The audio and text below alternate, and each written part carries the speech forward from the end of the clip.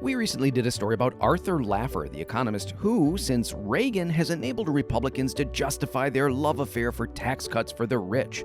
Watch this. Hey, cheerleading captain from a third-tier online for-profit college, what should we do? Lower tax rates 20%. Start with the wealthy. Outstanding. And you, well-aged child star, why should we do that? You are going to get a bull market. You're going to get an economy growth that's going to be spectacular. So much that tax cuts can magically lead to higher tax revenues. This plan will raise revenues dramatically. Believe me when I tell you that. No, because pretty much every other grown-up economist says you're wrong. Here's one, KLENOW of Stanford University and apparently the World of Warcraft. Do I think the Laffer curve works in most cases? I would say no. The evidence that even lowering tax rates boosts growth is tenuous at best. He just mentioned the Laffer curve. This is it. And I'll get to it in a second. But here's some more grown-ups. It's really more or less a joke. It's just not there. It's not in the data. There's more evidence that Mikey died of eating Pop Rocks than that the Laffer curve works. Okay, the Laffer curve, which Arthur famously doodled on a dinner napkin in 1974 while dining with Dick Cheney and Donald Rumsfeld. And when those two get in a room, only good ideas come out, right?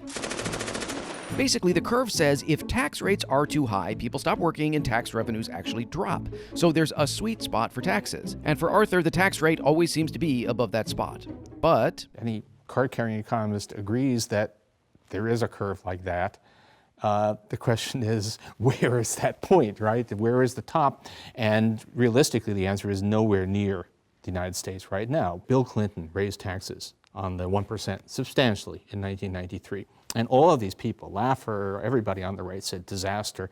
What actually followed was the roaring 90s, which was the best period of economic growth that we'd had in quite a long time, better than the Reagan years. let me ask you this. You're sitting at a table with Dick Cheney and Donald Rumsfeld.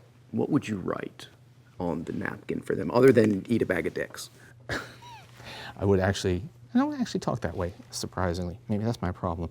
One economist told me that people believe in the Laffer curve because they like to believe in magic. Well, of course people like magic. I don't think Paul Krugman likes magic very much.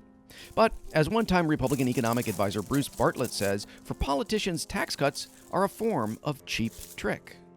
They know that their contributors are rich and they want taxes cut, but they have to sell it to the people.